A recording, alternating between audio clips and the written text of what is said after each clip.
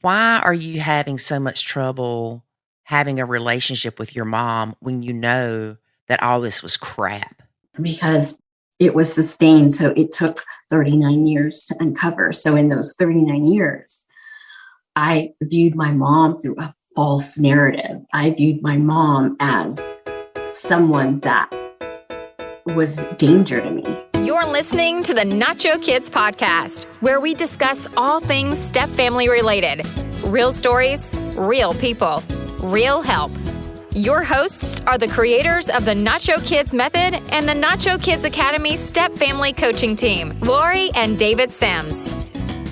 Happy New Year from Nacho Kids. This is episode 136.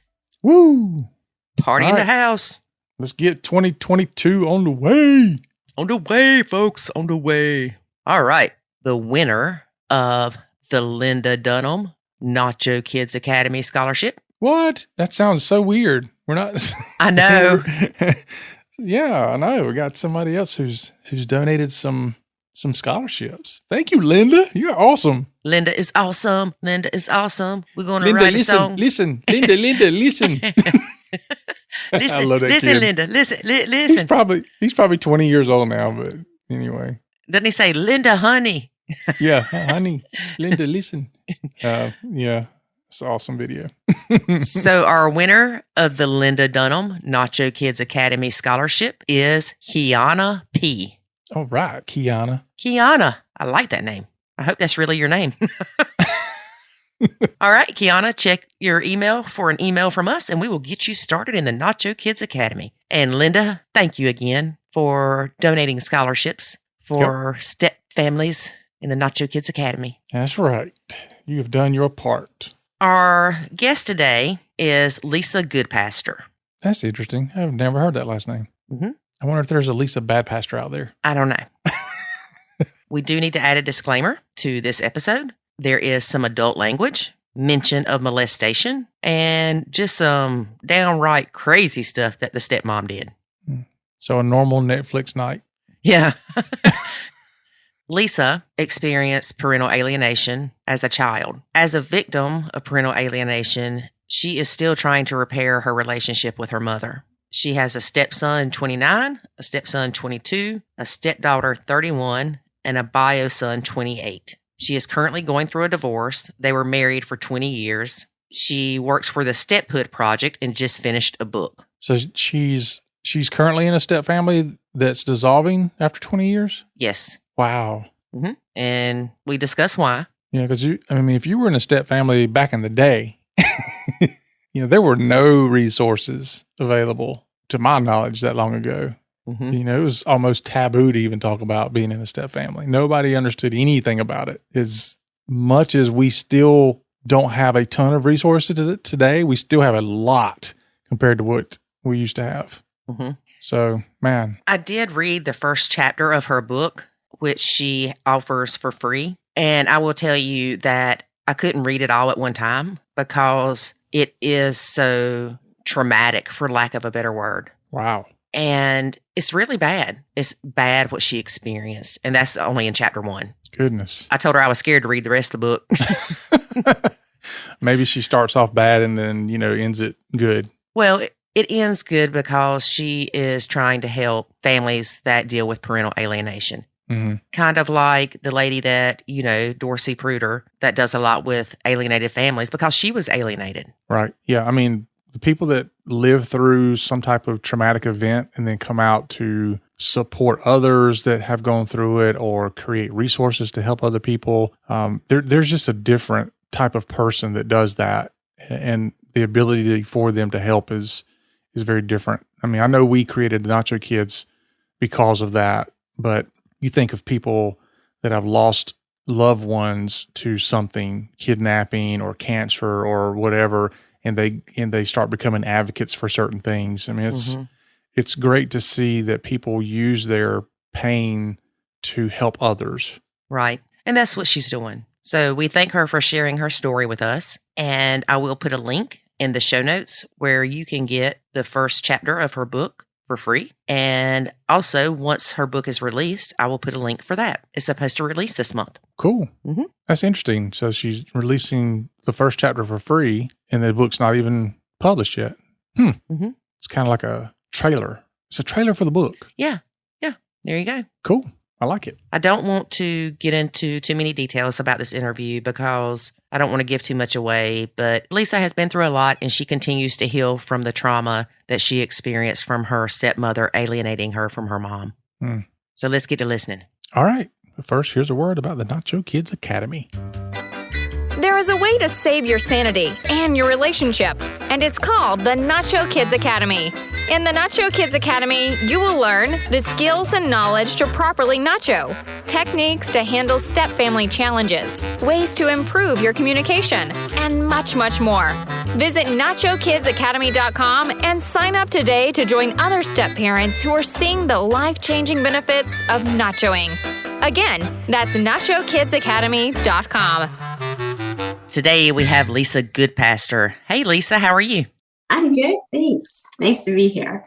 Well, thank you for being here. So tell us a little bit about your story. You were a stepchild growing up. Right. Yes. I thought I was a typical child from divorce. My parents divorced when I was 4, and they both got remarried. And as we know, when families get remarried, they can get very difficult because they have new spouses. And in my situation, I didn't have a very healthy stepmom. And as every stepmom cringes right now, I can tell you this, that unfortunately what happened, because bio moms do this too, but my stepmom is responsible for alienating me from my mom. And she couldn't do it without my dad's permission. But how she did it, according to the CDC, they've never seen anything like this. This is absolute malignant narcissist that wanted to erase me and my mom. So how old were you when your parents got divorced? So I was 4. And when my dad was engaged to my stepmom, I moved in with them. I was like 7.5. It was only supposed to be for like a week because my mom's car was in the shop or something. And it ended up being till I was 13. So over 5 years. So it's 5. How did you go from you were supposed to stay a week to you're there for 6 years? Well, I had a very close relationship with my dad, and my mom, she fought for me. She kept trying to come to get me home. And I guess from what I know, my dad just said, let her live with me for a while. And looking back now, it was a way to control my dad and me. I think I had a very, like I said, a not a very ill stepmom. Mm-hmm. And unfortunately, this happens. And so, yeah, it was about 7.5. And I did see my mom occasionally throughout those, years, but I never wanted to be around her. And luckily, I had other family and cousins and friends. But yeah, I thought I had one good parent and one bad parent. Because of what your stepmom had told you. Right. Because of what my stepmom had told me, had wrote about. I spent more time with my stepmom through the ages of 7 to 13 than I had with any of my parents. Okay. That is a very crucial age. That's like the age of reason. That's when we start questioning or we believe what we're told. And it's a very innocent time. I can clearly look back and see that my dad wasn't ready to get married. Seeing this as an adult, like there were so many mistakes. It's like my book is almost like what not to do and what to do, because you can't ignore it. We are leading in the number 1 in the entire world. United States is leading in the number 1 single family homes worldwide. How many of them are co-parenting healthy? I would say 28%. Right? Yeah. So, it's just, it can't be ignored. This is just, it's not okay anymore. So yeah, I lived with them from the time I was 7 to about 13, and then kind of back and forth between both parents. But I was rebelling. By the time I was a teenager, I was like the angry, alienated teenager. I don't know how many of you know or are dealing with alienation, but the teenagers, it's from like junior high on, it's a whole other kind of rage that these kids have within them. And it looks very scary to a parent because they don't understand, like, why does my child hate me? Why does my child act like this? And so it just continues. Well, if your stepmom didn't want you Mm-hmm. there, don't you think she would have pushed your dad into not getting you full time? You would think. And, you know, I think my stepmom wasn't really honest with herself, because you can tell in the script that she writes. And I think for some reason, she must have grew up with shame about being married to somebody else. There is kind of, I'll never forget when she told me, don't ever marry a man with kids, you'll regret it. And at the time, I didn't. And at the time, I took it as like a friendly thing. But at the same time, I was like, but wait, I'm a kid. Like that confuses me. But just keeping that to myself, you know, not having a parent there to, you know, she was 10 years younger than my dad. So really, I mean, my parents had an obligation to protect me. And, you know, I think it's time to start having these uncomfortable conversations, because I'm a stepmom, I'm still a stepchild. And it's like, I know what it feels like. And I think my stepmom, honestly, I think that I can look at it objectively, and she had feelings that must have come from somewhere, and she didn't know how to deal with it. And so she controlled and manipulated a lot until she couldn't. And the best thing for me was that I got away early, like, you know, 19, 20, I was gone. Mm-hmm. That's what kids do. They just, you know, they want to get away. So, yeah. But good question. Yeah. So when, I know it's probably hard to remember certain things, but when you went to go live with your dad, you wanted to be there. Was your Mm-hmm. stepmom nice to you? Or what you thought was nice? Maybe that's a better way to put it. She wasn't as nice as all the other girlfriends he had. She was nice, but nice, like she didn't have kids yet. She had kids with my dad, but she didn't have kids yet when we met. So she was, I would say, young and nice, but she seemed like she would get uncomfortable. Like she would say things like, I think she was intimidated by my dad's relationship with me. And I can understand why, if you didn't have kids.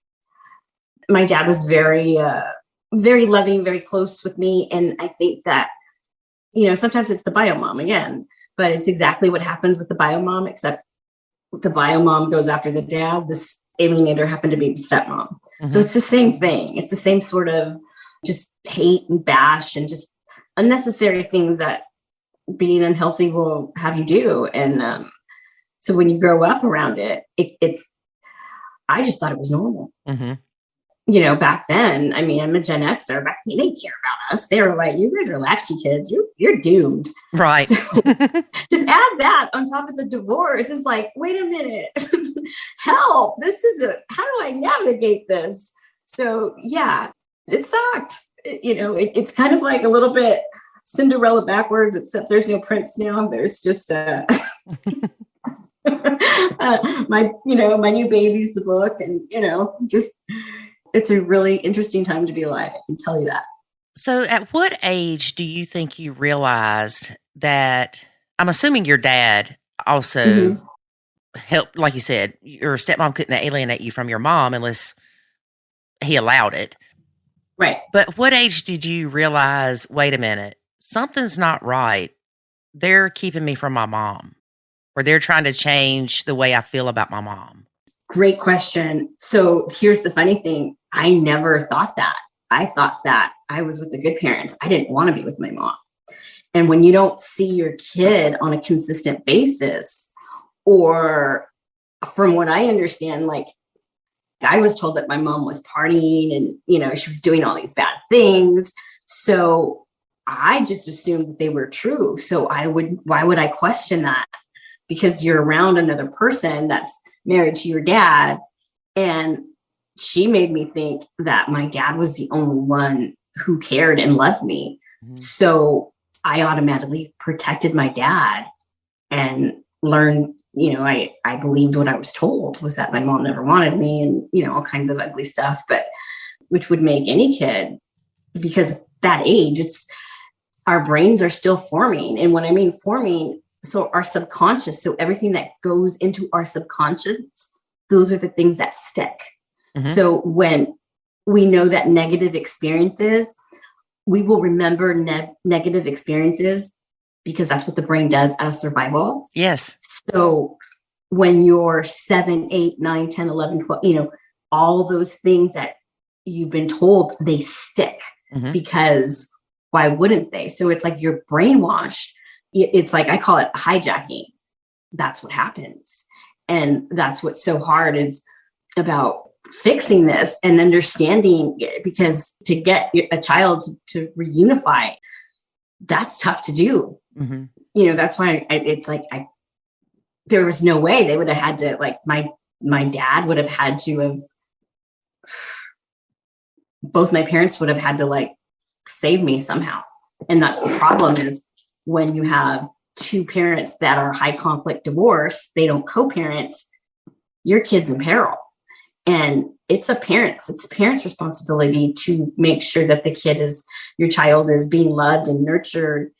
And, there's so many good step parents, but there's just as many bad parents, period, without putting, a pronoun in front of it. But, we're at that point in our society. I honestly think that being married, being a step parent, I just know that my dad in some way maybe liked the fact that my stepmom was vocal about things because he didn't want the divorce and, probably felt good to his ego. Oh yeah, this lady that I'm dating doesn't like my ex-wife. So it validates his narrative. And you didn't think to ask your mom something like, do you not want me? Or did you even care then? You would think, right? Right. So this is why it's so good about the book and everything, because it's the actual evidence that was put in. So what alienators do is they take the truth and then they twist it. Mm-hmm. So like, for example, my mom was always partying. No, my mom was working.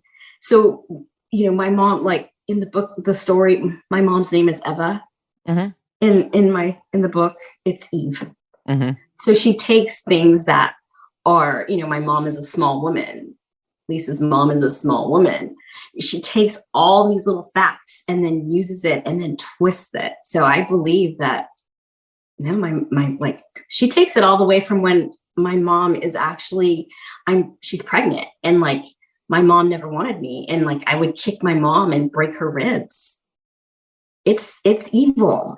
This is, they talk about being married to a narcissist. Whatever. This is the actual, like, doctors want to read it because it's really telling how an alienator really thinks. Because if you just look at a 7-year-old, they're so cute. They're innocent.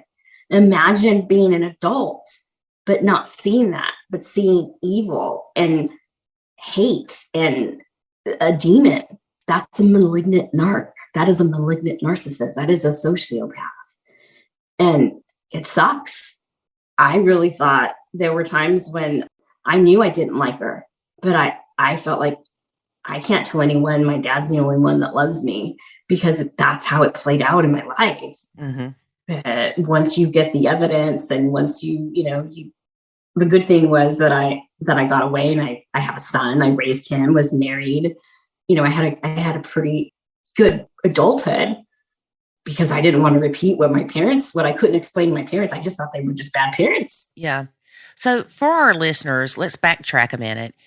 Mm-hmm. You found, I don't know, journal type thing where your mm-hmm. stepmom was writing a book about you and your mom. Right. It was like, we thought it was maybe some sort of weird creative writing that she was doing in college. But no, she wrote this over a period of, I don't know, maybe 5 years. And yeah, a journal, it's typed out like a manuscript. And yeah, it takes me from my birth all the way to the end, which didn't happen. But how did you find it? So I remember reading it, and I don't even remember how many times I read it and a lot of the things that are in there, because even when I scan it to look, when I was like, researching, I could hear her voice. I'm like, why am I reading it in her voice? It's like, probably because you heard it. Ooh, so I had a trigger, and I was always in and out of different types of counseling. Always just trying to figure stuff out, because just nothing ever felt right. Just always felt off. Mm-hmm. And when I had the trigger, I just said, Dad, I need you to do me a favor. And I didn't know if we would still be there or not. And I just said, can you please grab the proof? It's like, what are you talking about? Just grab the proof. It's underneath her nightstand. And it had been, and he brought it. It had been in her nightstand for 27 years. My dad brought it to me. Were they still together? My dad's they're still together. Yep. And at the time, I was seeing a counselor, and he was a Christian counselor, which is great. He read it and he said, this is pure evil. Throw it away, which was a huge mistake. And luckily I didn't. I just gave it to my husband at the time, and he put it somewhere. I didn't know where. Well, he put it in the shed. So 15 years later, he cleans out the shed, and I'm on the phone with my mom, because we'd always have these, triggers, and just, I was always in and out of her life. Mm-hmm. That's typical for an alien kid. And this time I'm not a teenager. I'm a grown, woman that, my son's already in college. And my mom said, how many triggers do you have? And my husband said, I found the script. I uploaded it and I emailed it to my mom. And then this is after 40, this is 40, almost 30, this is 39 years later. Wow. 39 years later, my mom calls me back within an hour, and she's never wavered once. Never. It was all of us. My mom has never wavered. This did not happen. And as soon as I got that confirmation from her, because I was 44, you read something like that at 44 after raising your own kid, what happened? Right. So it was like everything flipped. Everything flipped. It was a shock for my whole family. It was a shock. Where do you go? Hello, I just found out that my brain might have been hijacked. There's no place to go. What happens? We didn't know. So I didn't know that this was alienation until it actually says it. So she knew exactly what she was doing. But yeah, that's kind of the gist of it. And I'll never forget my husband, Greg. I looked at him, he looked at me, I go, what do we do? And he goes, put it in the light. So I always tease him, why did you have to tell me to put it in the light? This is a lot of work. Yeah, but he knew that your tragedy could turn into a testimony. Yes, he's known me my whole adult life. He was a pilot, I was a flight attendant. That's how we met. And so it all made sense. Once we figured it out, it's like, oh my gosh, there's nothing wrong with me. I was alienated. And it's been a lot of neuroplasticities, a lot of cutting edge stuff that really helps the brain, and a lot of trauma, over 1,500 hours of, it's almost 4 years of trauma therapy. Wow. Along with I did ketamine. I did, I didn't know. What happened was how I responded to trauma as a kid, same way I responded to trauma as an adult. I ignored it and pushed it down. Uh-huh. And my body remembered. So once I had the proof, it was, it was a unraveling and an awakening. Did your dad know what that was and that she was writing that? No, he knew that, he would tell me things he knew that she didn't like me, or she had issues, or he just figured that's just how she is. He played it down. So that was I was so used to that. We know now that that's gaslighting, right?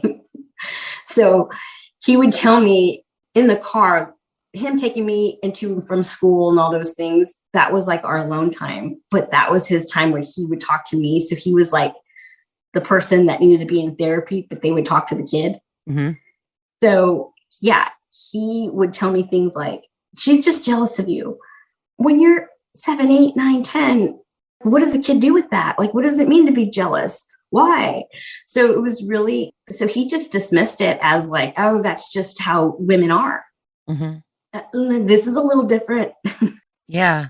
This is a lot different. And so you can see how, and he tried to, I mean, he was very vocal about, that's my daughter. And, we would get into these there's a lot of drama, but she couldn't see me. The only way that she could accept me is if there had to be something wrong with me. Like I had to be like the most just dramatic or, always getting in trouble, Lisa, just anything that could shame me. And that's what it was, a lot of shame. So your dad didn't know about her writing this stuff until you asked for it when you were older? Did he read it before he gave it to you? No, he did. He said he did, but I don't think he did because there's something not right because and this is unfortunate, but every person that I've talked to that's, a doctor, psychologist, it's not okay. I mean, not that he should get divorced, but our fathers are supposed to protect us. Right. Our first line of defense. And my dad didn't have a dad. So, you could take the whole, like I do a lot of the family systems therapy and, you can peel back the layers, but nobody protected me. So I protected my son. So it was like, it sucked. To this day, I don't know what it feels like to feel safe in my dad's arms. Oh, that's so sad. Yeah. Isn't it? It's so sad, but it's probably so normal for us kids that go through this, that it's not even in the DSM-5 yet. How can you heal from something that you don't know happened to you? That's one of the number one reasons to speak up about this, because that's a big statement. I don't know what it feels like to feel safe in my dad's arms. How do I know this? Because I'm going through a divorce. And when you peel back the layers, it's like, gosh, I miss Greg. He was really nurturing. Yeah, I married a parent. And that's what we do when we don't have these, when we go through life, we know that we had some trauma, but we feel okay about it, but it's in our behaviors. And, you don't really like it. It helped a lot that I had a good, stable relationship with my husband. But when that kind of fell apart, it was like, oh my God, he was the Band-Aid, and everything that I had pushed down as a kid, because my son was already in college. And then the Band-Aid, you feel it all over. And this time, you know what it is. So for the people that don't know, all of our pain usually stems almost always from childhood. Right. We just don't know it.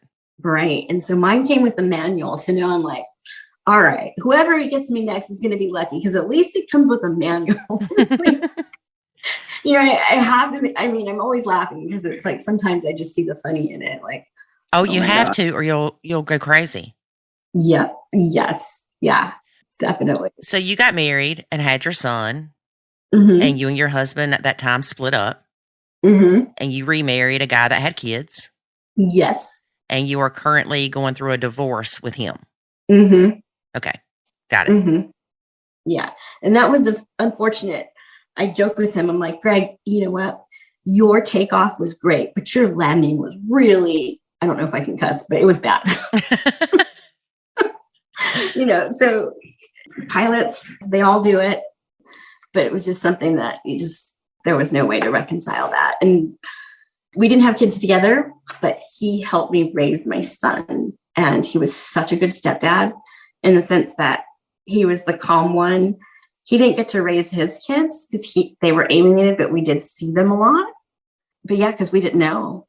But it was a shock to my son too. But it was, that was the most stability I'd ever had in my life. So I didn't want to let go, and I couldn't figure out why. And it's like, because I didn't want to feel the stuff that I pushed down. Darn it.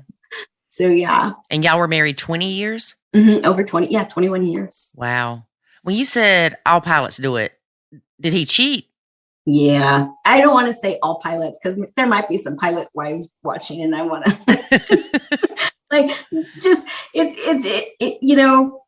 damn it. Yeah, he did. And I don't think he thought he was going to get caught. And I think it just unfolded that way. He was a little bit, he's 13 years older than me. And I think it really hurt him. He didn't think I was going to get better because you really, I mean, I honest to God, I came apart, and that's only because I had a lot of illnesses. I got really sick. They were going to diagnose me with some autoimmune disease, rheumatoid arthritis, because I had had a cycling accident 10 years prior. I broke my neck and didn't know, but I was in mom mode. I'm like, I'll be fine. And I had all these other accident things that happened. So when I got really sick, it wasn't that I broke my neck or it wasn't arthritis. It was the trauma that I suffered, because once I went to heal from it and to, deal with it, feel it and all the things you got to do, all the pain went away. And I never took a pain pill again. Wow. Well, I've got to ask details, and it's okay if you don't want to share them, and I can edit this out if you don't. How did you catch him? My damn intuition. Trauma teaches you, like, when you go through trauma, it's like you get that intuition, and just like I had the past, I don't know why, it just happens. Oh, honey, I get it. My intuition is crazy. Mine was like, I'm in the garage, whoever's watching, my nervous system, like, growing up, I didn't realize. It's like, I was having panic attacks. I didn't even know. So once you know your body, once you know, like, what's happening, it's kind of really insightful. But there I am in the garage, and I hear, like, I swear it was something just said, reach in the trash. It's just like nothing, gross, just papers. Reach in there. Huh? So I reach in and I pull out copies of airline tickets, like, and it didn't have my name on it. So I took it, and it was some chick out of Brazil. And this wasn't like a touch and go overnight. Yeah. And so I found that out on Instagram. So I Googled the name, and then I sent her a picture. I said, "Do you know this guy?" And she told me more than I needed to know. And it was so bad, he couldn't even get an attorney. Wow. Yeah. My son always says, "Man, when I'm in my 60s, I'm not going to do that."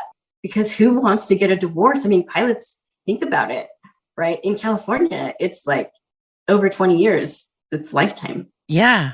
It still shocks me sometimes. I still walk around like, wait, I can't believe, like, I miss my garage. I'm in my first, like, new girl, new space, single. It takes like 5 minutes to clean. It's great. Yeah. It's a process. And honest to God, my first thing was, I got this. I've been through so much more. I got this. Oh God, it sucks. Well, how long have you been by yourself? So 2019 is when I caught him. Mm-hmm. And so now, because of COVID and all that, he ended up being stuck at his parents. Oh gosh. So now he's on the other side of the country now. He moved, I think, closer to Brazil. I don't know. We're still friends. It's just, there was no warning. Like, how sometimes you get, I was like healing. I was in the middle of all of this, am I, can I write the book? All this stuff. He never told me that, hey, he never said anything. And that was like something my mom was like kind of quiet like that. So you can see how, like, ooh, I kind of married my mom. Yeah. Married someone detached, because I thought, like, I grew up detached from my mom. So we joke, like, I'm going to keep your last name. Yeah. Why? Because I've had it the longest and you raised me more. Well, not just that, but you kind of have a business tied to it now. Yeah. I mean, not really, because I don't think he wants anything to do with it. I think that was the biggest No, I mean, thing. your name. Oh, my name. Yeah. Yeah. He said he was going to change his. We just laughed. Oh, yeah. Tell him to change it to Smith. Mm-hmm. Mm-hmm. Yeah. Well, I applaud you for still being able to be decent with him and on a friendly level, because been there, done that. I'm not one to get over things like that very easily. Yeah, I know. And I don't know if that's a trauma response either, to tell you the truth, because it's like, why am I like that? And I think he was so good when I was raising our son and my son. And I even asked my son, I'm like, hey, do you think you're going to talk to him? He goes, I'm not going to make an effort. He just looks at me and I'm like, okay, why am I being too nice? I think, honest to God, he didn't want to, he got caught. Yeah. And you know what? Really, I'm kind of young still, so I'm okay now. Well, you know I what? was kind of bored. It was great, but I haven't really got to like live my life in the sense of like in the now where in the truth, because I was always trying to prove it or fight it. Yeah. Well, I have to ask, do you think that's the only time he cheated on you? No, he cheated before. He cheated in 2015 and I caught him the same way. In 2015, there was a little mistake. And I remember I actually called my mom, which I never do. I did reach out to her, and my mom actually came and gave me really good advice, and I forgave him. And then not long after that, everything happened. We found the evidence.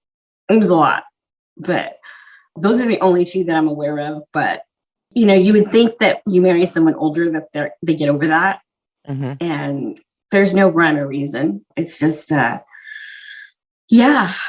not my first time ever being cheated on. And I hope it's my last. Yes, because it sucks. Right? Yeah. But it happens. I don't know if that has something to do with the anger when parents get divorced, but it's just not good to carry, once they cheat on you, once they do it the first time, even though you forgive them, it takes a long time. And you can't really be, because then you're wondering. And that just sucks. So, yeah. Damn temptation. Yes. I can definitely relate to the intuition thing. I told you mine's crazy. Crazy. I was not relationship wise, but I was in London and I just had this feeling something was wrong. And I had those feelings throughout my life, and usually I would find out what they were. And I just could not shake this one. And it made me ugly cry. And I'm not a big crier. So I called my mom and I said, "Is everything okay?" And she just started crying. She had found out she had breast cancer.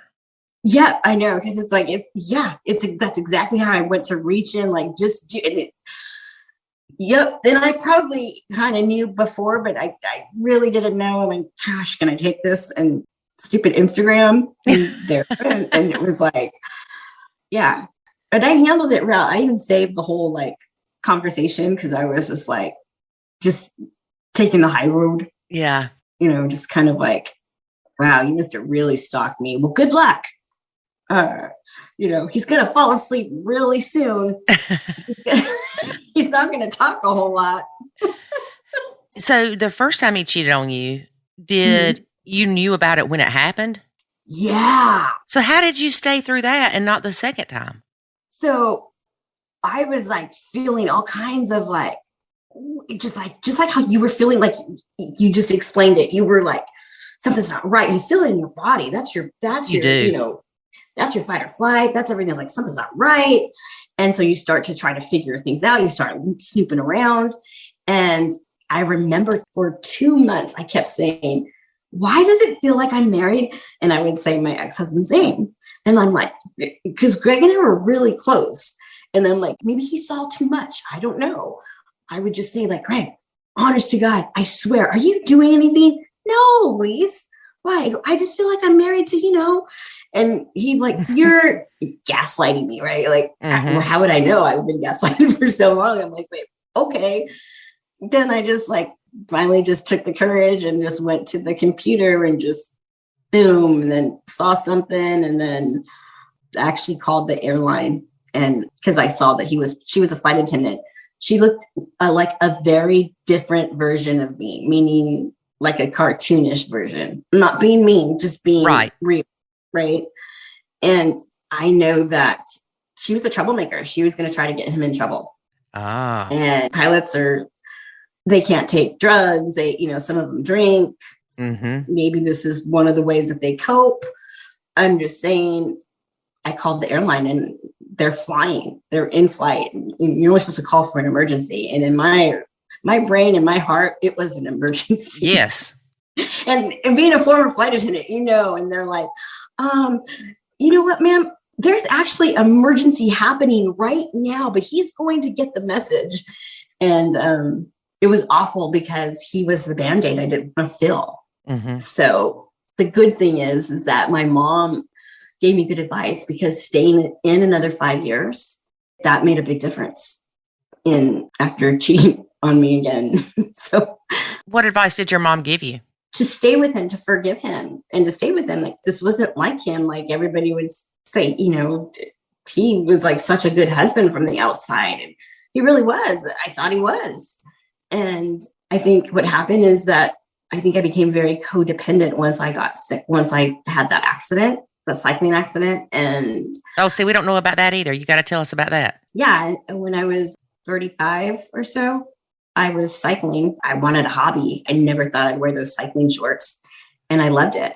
And I was cycling. I learned to race. And one day I went with a couple of my girlfriends, and I crashed down a mountain going 36 miles an hour because there was a little thorn in my tire. And I just remember going, do I clip in? Do I clip out? And as soon as I clipped out, I flew. My face hit the pavement. Everything shattered. I didn't know if my face was gone. I didn't know what was happening. I never lost consciousness.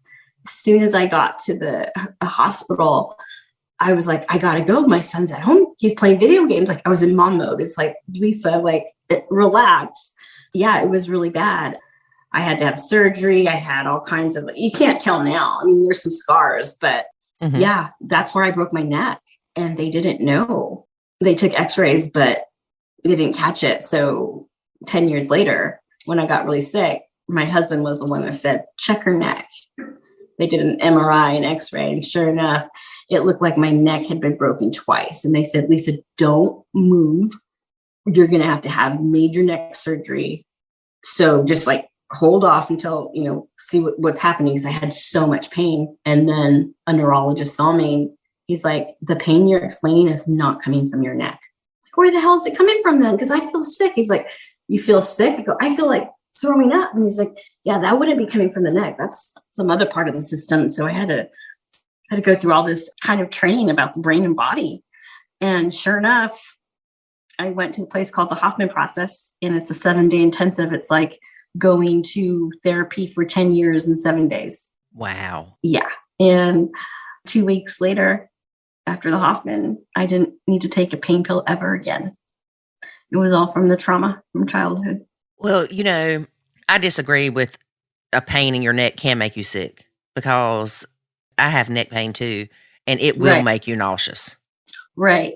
But so you said you got sick. How did you get sick, or why did you get sick? So every bone in my body. So my sister was getting married. And so I kept going back to my dad and the alienator.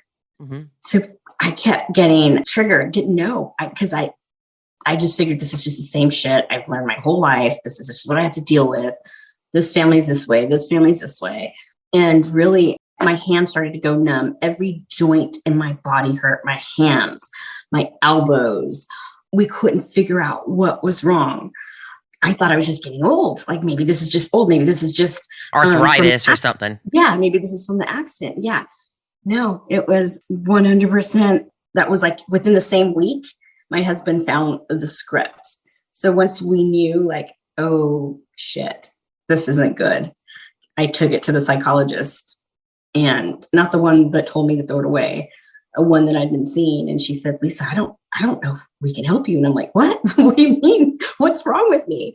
And that's how we got connected with a really good neurosurgeon. And then I went to the Hoffman, and so I've been doing a lot of, like I said, different therapies. But yeah. So you got sick from the accident that was 10 years prior.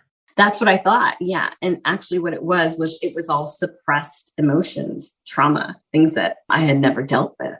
Wow. And because I was so good at like being able to, just kind of chameleon my way out of it. Like, okay, no big deal.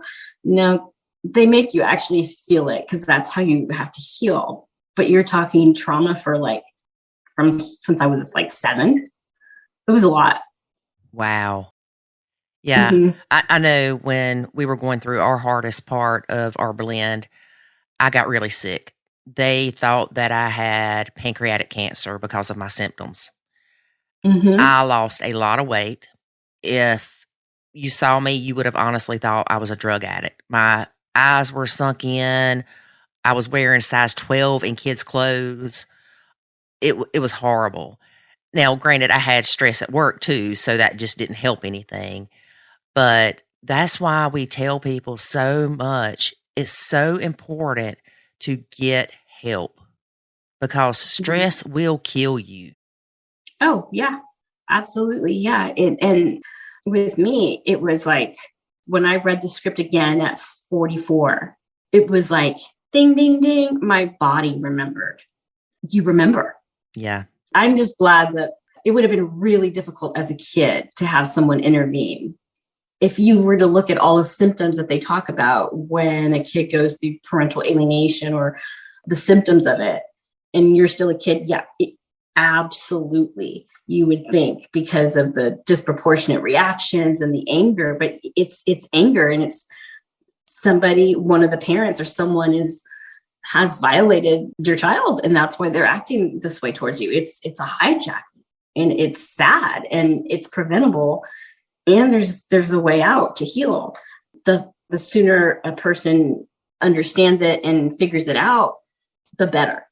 Otherwise, you're going to end up in my stage where it's fine, but like, honest to God, who wants to hang out with their, I mean, not that I don't love my mom, but it's like, I always thought that I was going to be married forever. So it's just like flipped. Like, well, guess you're my date now, Mom. Yeah. All the stuff we didn't get to do. Yeah, you weren't there for my period, but menopause? Yeah. Yeah. So, it's just like, you don't realize, like, I don't know if I could even quantify what it feels like, what it was like growing up without a mother for so long, because I feel it now. Like, I'm not kidding. It's like, oh God, I'm back in the same place I was over 20 years ago where I didn't want to be, but I'm not a teenager.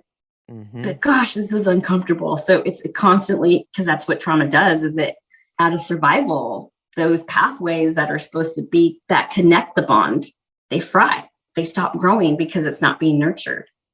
So when you explain that more of a scientific way, it's like, whoa, well, that makes sense. Because most of us are just looking at the behavior from an emotional place.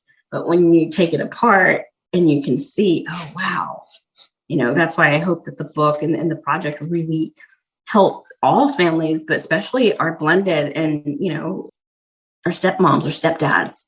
Because when there's alienation, that's a real tricky place to be. Yeah.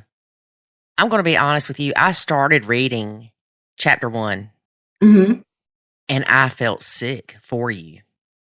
And, reading this, you're thinking, is this true? Is this made up? I know that your life was rough, but some of the stuff in here, it's crazy. It's crazy. And it's so hard to believe that somebody could write this. It shocked me. It shocked me. I had to take a break from reading it. Everybody has said that. I'm like, gosh, you know what? I wish I could send a Xanax with that first copy. So I went in back too, and I took it apart again. And this time I put what the alienator said, and then you'll get the truth. So it's not as heavy because, even the men, my whole family threw up. Some people couldn't finish reading it. Like, okay. Yes. It's really, and that's just the first part. You didn't get the whole thing, but yeah, that's why it's so important, because a lot of the kids are going, when you have family court and, I don't know if you have, step parents or some of your clients that have to deal with these high conflict situations. That's what happens is the kids, that's what they do. They want full custody and they say false accusations. Right. And it's 100% preventable. And I just think that if parents, that book, they say what to expect while you're expecting. Yes. This is what to expect if you're going to alienate and not co-parent. This is the danger of not co-parenting. Because nobody wants to really what is parental alienation? And, the whole world is suffering from it.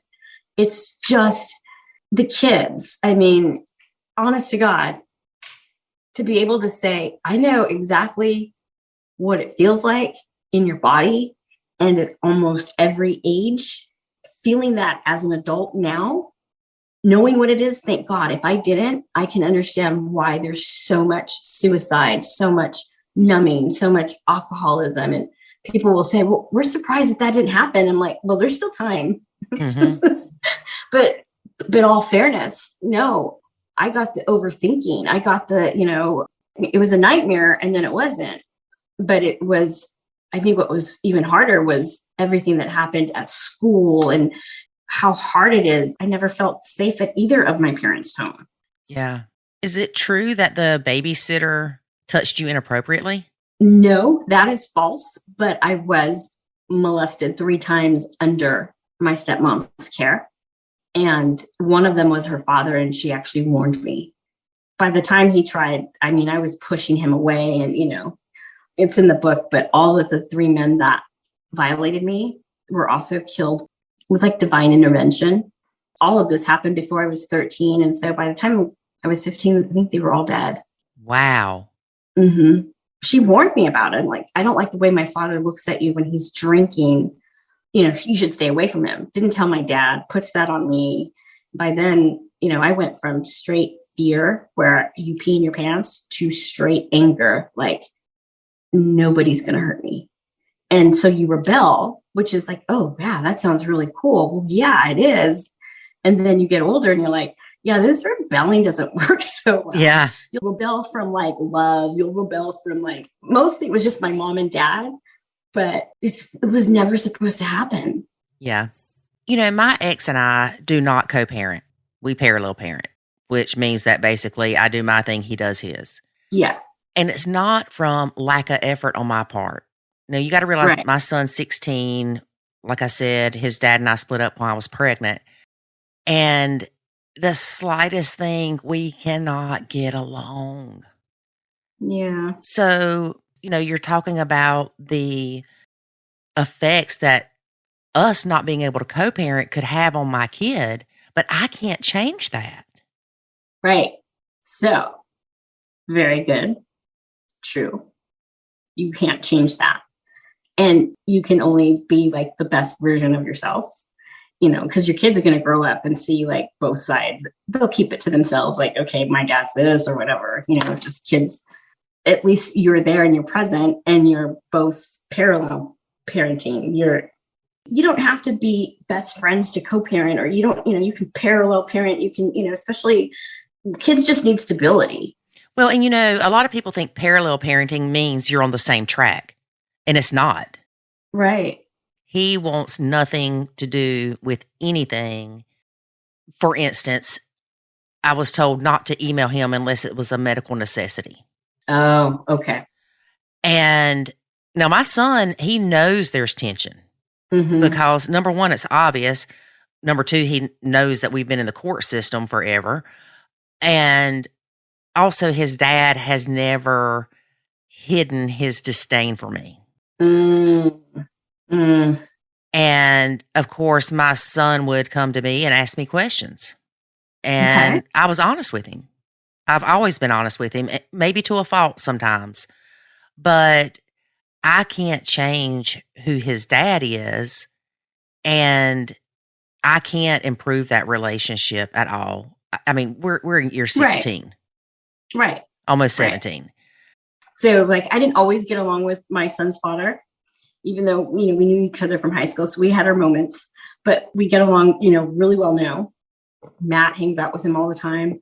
But I have the saying, because they used to say, God, you two are just like oil and water. I'm like, so we'll joke around and go, gosh, can you believe it? Like, our kid is like he's like so proud. He's like, you did such a good job with him. Oh my gosh. And I'm like, I guess like 2 negatives make a positive. Yeah. Oh, well, we say that we're fire and gasoline. Yeah. So it's just like, so it's like 2 negatives make a positive. It doesn't mean that just because you guys don't get along, you don't see eye to eye, doesn't mean like, I just think kids are the best versions of their parents, especially when they're in their, usually when they're in their best self. But yeah, you can't co-parent. So all you can do is you're actively involved. You're there. If your son asks you questions, that's good. That just shows that he's not afraid enough to ask you something that's on his mind, where someone like me, I was just like running or frozen or angry. Right. And then especially if the father is talking about the mother, because honest to God, my son's father doesn't get along with his mother at all. And I don't blame him. I understand it. So my son kind of grew up thinking that both of his parents' mothers were bad. Mm-hmm.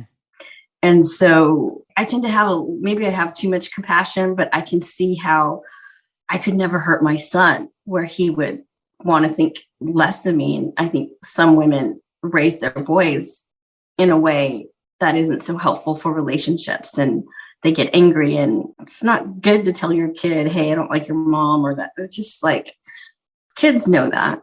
Yeah. They can see it. We sense it. And, there was a lot of resistance for me to even allow my mom. I still won't really let her see me. I do see me in a vulnerable way. Mm-hmm. There was so much resistance, so much. So the idea that somebody, even it's hard to imagine. I get maybe because she was my step parent, so I didn't have any blood related, relation. Mm-hmm. But when you go in and you know that this is a parent will do this to another child. Yes. Holy moly. I guess I'd rather take my dad just kind of being a lot naive, and I'm being nice, mm-hmm. because, oh man, that sucks. Yeah. I know the answer to this. I think I do. Why are you having so much trouble having a relationship with your mom when you know that all this was crap? Because it was sustained. So it took 39 years to uncover. So in those 39 years, I viewed my mom through a false narrative. I viewed my mom as someone that was danger to me, mm-hmm. someone that didn't want me. I saw my mom viewing me through the eyes of how my stepmom saw me. Right. And so when you don't have positive, good experiences, guess what sticks? The negative. So targeted parents, a parent that didn't know, just innocent, that they didn't know, why doesn't my kid like me? Well, then all they do is trigger us. We'll get a little close, and then you don't know what happens. And then you end up fighting because it's you're triggered. Yeah. So and my mom's parenting style. That's another thing. She's a very baby boomer, but very authoritative. Well, when you're alienated and you don't know it, and you're being gaslighted and just treated like what you read, it was really bad. Mm-hmm. You go stay with your mother and you see your mother gaslight you, or everything you see is negative. So it stuck. That's just what happened. And I got away. And when I got away, I didn't want to come back. I just wanted to, live my life. And, there's a lot of times that we think logically of Mm-hmm. why am I responding this way? Why am I reacting this way? And we know it's not stuff that's true, but like you said, you've built up such defensive mechanisms to protect yourself because. Yeah, that's the complex. So that would be considered the complex trauma. That's I can be around my mom now and not have panic attacks, or I'll just call it out okay, I'm feeling rejected, or Mm-hmm. It's a lot. There definitely is love there. There definitely is trust there. It's just, it didn't start to happen until she started to change how she needed to be. Mm-hmm. And yeah, she's doing it. She's it's kind of shit, I think I got ripped off. I really got ripped off. She's a really good cook. I rebelled from cooking. DoorDash is great. So many things you're not, it's just, it's bittersweet, and it's also beautiful because, at the end, it's the experts say, only way to really heal from this is to heal the relationships. Well, I can heal the relationship between my mom and me and, my dad, but not my stepmom. Mm-hmm. I don't ever want to see her again. That's what I was going to ask you next was, do you have any type of relationship with her? Does she know that you have this manuscript? Oh yeah. She knows I have she's got to know because my Facebook, my Instagram, Stephood website, the book's coming out, the first chapter. The worst thing you could do to a narcissist or an alienator is to expose them. So my hope is that this helps people understand, like, oh yeah, I may be a bad parent, but I don't want to do that. Right. Some people have said, your story makes me want to be a better parent. And I'm like, oh my God. And, and I start feeling bad for my mom, or like, but she owns it. She just says that this should have never happened, even if she did want to work and I was going to just stay with my dad for a little bit. Mm-hmm. We have to watch who we leave our kids with. And I think parents should be able to co-parent. And when you put a step parent or someone that's not ready, or just, it's okay to not want to be a step parent. It's okay to not want to be a parent. It's keeping those secrets inside is gotta just, you would think, just be horrible. Mm-hmm. She hasn't taken any responsibility. I've been told I could sue her. And I don't know if that's something, I don't sue her for what? She can't give me the time back. Right. Exactly. So I'd just rather turn this into something good. I just hope that every stepmom and every stepdad and every kid feels safe. And, it takes time to make a family. And one thing, whether you're blended or regular family or however they used to call it, nuclear, you're a family. And enough with the labels. It's so annoying, even for kids, when they have to say, this is my stepdad or stepmom. Sometimes it can be frustrating because people always go, oh, where's your real mom? It's like, yeah, where's your real dad? And it's like, so I just hope that this really helps have a really positive conversation that needs to happen. What I originally wanted to do, honestly, was write the book, but Stephood, what I was trying to do is, it's like a social awareness project to the dangers of not co-parenting. And I still hope to do that probably later down the line after, we'll see what the book and all that. But I would like to start honoring the good step parents, the ones that showed up and showed the kids how to love, that their parents can find love again. And I want to be able to celebrate those. And if we celebrate those, and maybe we'll inspire the other ones, like, oh yeah, I want to do that too. Right. So one last question. I know I've got a million more questions, but what's your relationship like with your dad now? I take it you're not going over there for Thanksgiving. No, this divorced kid's actually kind of happy about not having to split. They talk about splitting is like one of the things that alienated kids do. Yeah, and it sucks. Right? It's said the word, it's like, it's splitting, but it's not like we literally split our bodies apart. Mm-hmm. We just get angry and believe okay, I don't want to have anything to do with you anymore, mom or dad. Mm-hmm. And then as an adult, splitting is more like, wow, I was right. You are bad. And then you're an adult though. So it was all based on lies, but you don't actually split apart. Mm-hmm. But what I was going to say is the relationship with my dad, he feels really, really bad. It took him 2 years. It took him 2 years after the proof to come out to finally acknowledge, oh my God, I finally believe you. And it was a podcast. It was a Divorce Matters podcast, because he was still holding on to his own narrative. And he's 77. I've seen him suffer a lot. So it's hard for me because I have to compassion, but I'm I'm not going to get codependent, Dad. Mm-hmm. I love you, but he's very proud of me. But this came at, it's sad. It's sad that it could have been prevented. So he feels bad, but he called me yesterday. It's funny. He says things, but it sounds like he's a little he wants to take me to San Francisco and go to the Fisherman's Wharf. And it's like, Dad, that's something we did when I was 11. Mm-hmm. But he doesn't know, sometimes he sounds like her. Oh. And I haven't been able to share that with him. He's like, you think I can go over and hang out? And I'm like, yeah, sure. So I still have a lot more work to do so that, I can get to a place where, oh my God, he just sounded like her. Yeah. So it's just right now, I think both my parents just want the best for me, and they just kind of feel like this was supposed to happen. And it's weird because it's like, wow, I really did my mom wasn't the bad parent. Mm-hmm. But my son has a relationship with my mom.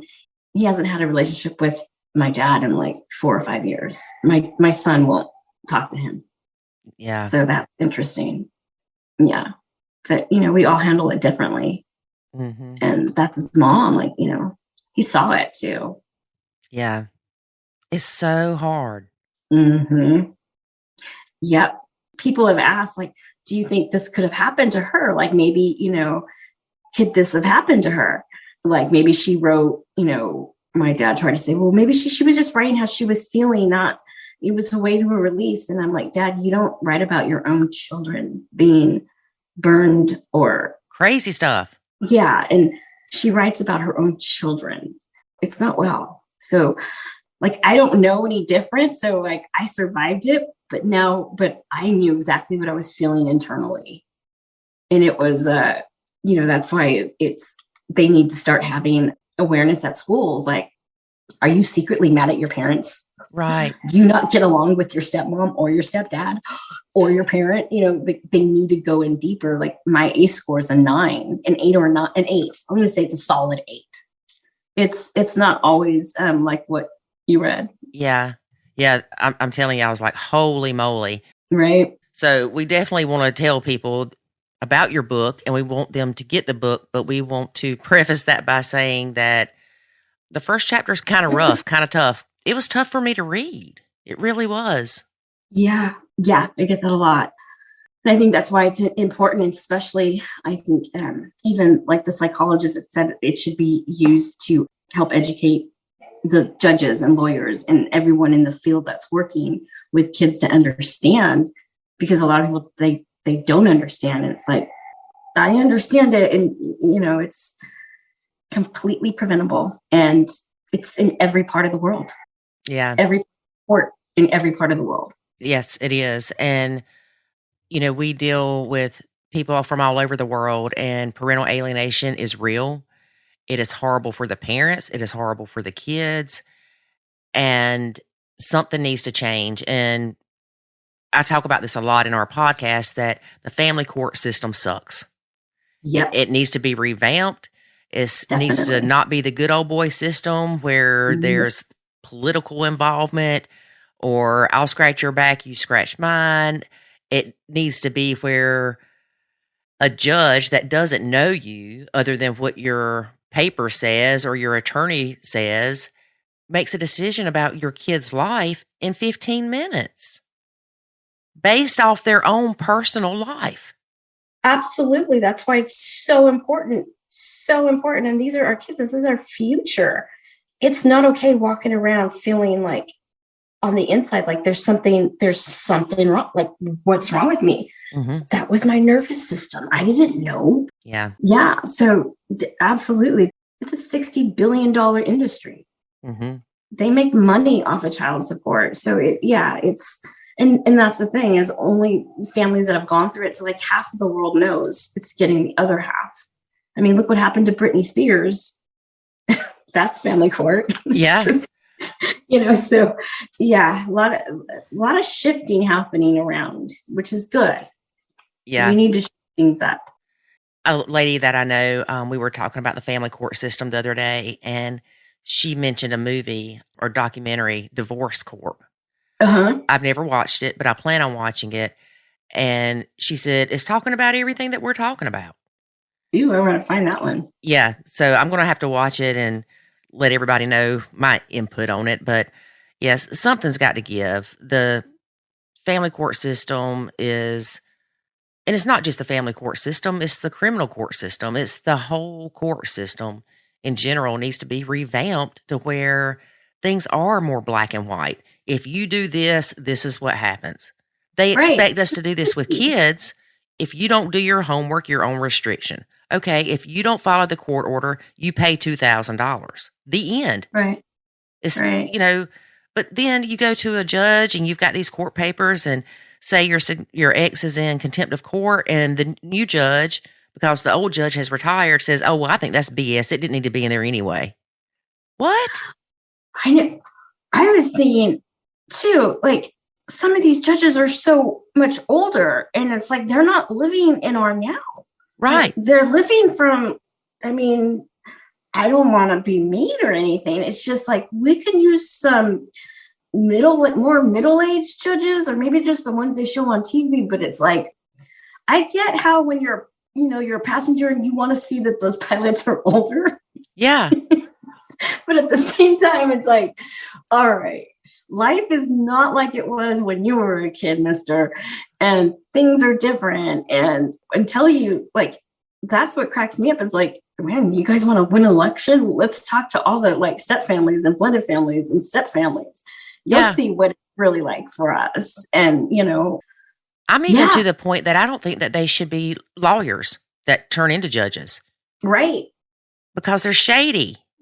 Not only that, but the judges use things back from when the 90s. They're using laws and books that are so antiquated. Mm-hmm. Throughout evolution, we all learned this way. All of our kids come out of the womb. Why isn't that introduced when we're talking about custody and why it's so important? And so it's just like we're in a new like shift where I think it's going to be up to the people like us and, anyone that wants to take accountability and wants their lives better. They can do it just by, learning everything themselves, because just so much corruption and you don't know who to believe. Right. And it should be where we can represent ourselves. And I know that you can do things pro se, but it's not easy. They make it difficult. And some judges frown upon that greatly. Oh, 100%. You think that if you're going to get to represent yourself, that you would get a 12-person jury. With family court, you get only a judge. I think if you had 12 civilians that live life the way we do, those kids would have a better chance than that judge that has lived a well life, I'm sure, but it's just not relevant anymore. Right. Yeah. And the hours you spend in the attorney's office fighting and mediating and all that crap before you have the temporary hearing, before you have the updated hearing, before you have the final hearing, take 3 hours and let these people get to know the parents of these kids that they're trying to figure out what to do with the court order. It's just crazy. There's so much that we can do. And that's one of the things is like, especially for like, like being a rebel was like, it was great, but I had to realize like, wait, what? Being a rebel, one of the things that it takes your voice. So like, it took me 40 years to share my truth. Yes. And that was like, trauma survivors usually don't want to, you're still like, especially if you haven't healed. So, I mean, look at the airlines, look at how many like fights going on in the airlines and people are losing it. And it all comes down to like parenting, and it's time to like shift and like be open-minded, and this can't happen anymore. No kid should go through this ever again. And I know they're going through it now. And I honestly, I think every good step parent would never, this, like I said, I'm glad I survived it. And I can't imagine a kid going through this and, Yeah. You and I were talking before I started recording, and you mentioned writing your book, had to refill things. Mm-hmm. And, what I went through with David and what we went through together and as a blend, it was traumatic. That's why it took us so long to start doing our podcast, because in the beginning, when we did it 6-7 years ago, I couldn't do it. Right. And there are still things that trigger me. And you can't get creative when you're in a fight or flight. And not that being fighter, you're supposed to be able to do it like no big deal. Like you can get a little bit freaked out, you're fine. You're supposed to be able to control it. But yeah, you can't even get creative. You're ruminating and it sucks. You can't live a full life from that state.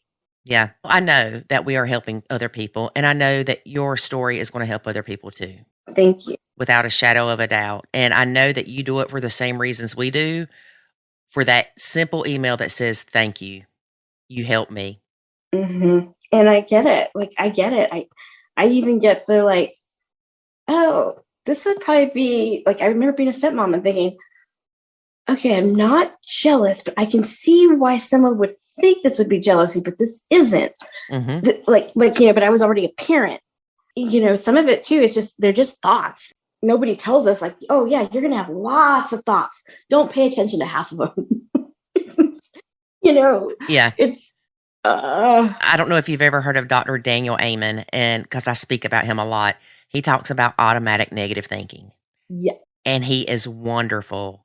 And the thoughts that pop in your head are not necessarily good for you. Right. And we have to make ourselves think positive, and we have to be conscious of our thoughts and aware of them and be deliberate and diligent in our thinking. Yes, absolutely. And we're not taught that. And sometimes I'm like, okay, if we're going to have to go to the schools, the kids are going to have to start learning how to parent themselves. Yeah, because we're raised to think, oh, well, what you think is the truth. Right. No. And yeah, yes. And when you figure this out and when you know it, it's like freedom. Oh my gosh, I have way more freedom than I actually thought I did. Mm-hmm. And then it's that's why I'm always saying, there's nothing wrong with you. Like the first time someone told me that, I was like, wait, did you read all that though? They're like, yes. Mm-hmm. Let me tell you, there's nothing wrong with you. You survived. You had long-term survival patterns. Okay, I have complex trauma. Okay, I do. But I learned tools, and I learned about the body and brain and the nervous system. So Right. It's like, once you can educate yourself, but even getting there, you still have to I had to take ketamine just to touch my mom, Mm-hmm. like a psychedelic, just to feel safe. Yeah. And,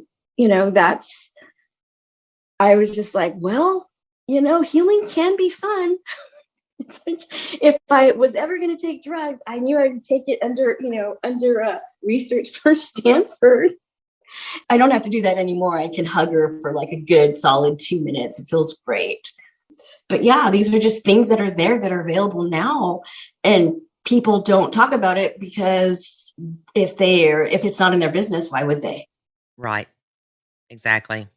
There's just, there's a lot of good stuff that needs to be shared as far as healing and, what it looks like. And at the end of the day, with me, it's all inner child. So it's like, I don't know if I should be a comedian and like, hey, do you want to hang out with the world's oldest inner child? It's like, it's awesome when you're like 49 and you feel 15. Mm-hmm. It's great. Definitely. So, it's life. It's just life. And, trauma is anything that overwhelms the brain. Yes, it is. Tell people how they can find you. What's your website and what's the name of your book, and when will your book be released? So my book is looking to be released in January. The project is called the Stephood Project. And that is the awareness campaign that is bringing the dangers of not co-parenting to the forefront so we can get some change and put a big spotlight on parental alienation and what it actually does to our kids. Mm-hmm. And you can follow me at Lisa.Goodpaster on Instagram. And then I'm also on Facebook. Okay. And what was the name of the book? The book is called Surviving Stephood. Surviving Stephood.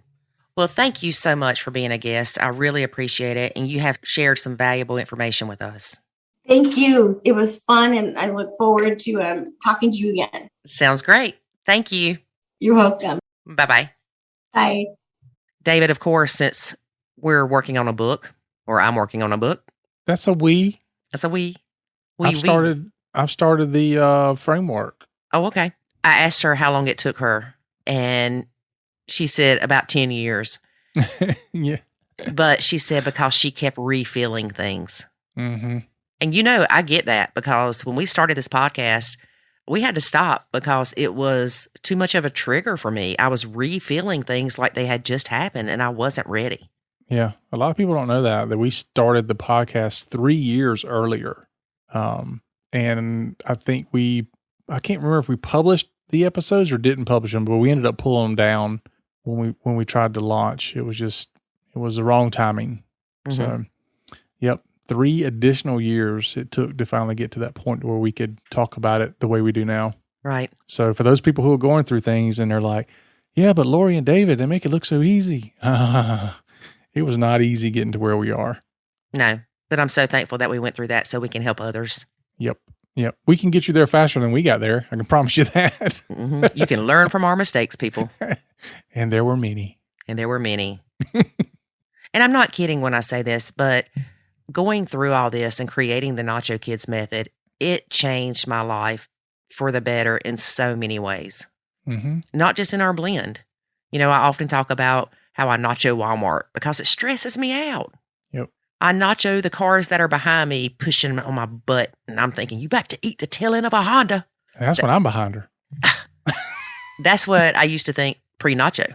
Now, I pull over at the earliest convenience and let them pass me. Mm-hmm. And I hope that they have a great day. And then when I see them at the stoplight 10 miles down the road, I'm like, hey, how you doing? Well, I know for me,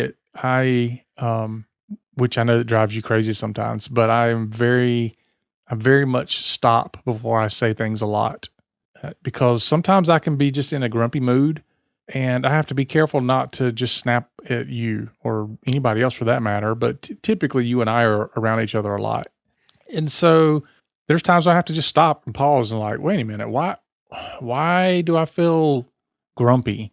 Or why do I feel like I almost snapped off at you about something when that's not the proper response. I shouldn't be responding that way. And so because of that, because I'm able to do some quick self-check and self-reflection, I'm able to respond better. And guess what? The entire day goes well because we didn't start out with me, sending everything south by some crazy response that was not warranted. Mm-hmm. We still have some things you need to work on, though. What? Listen here. I get a reprieve on Saturdays.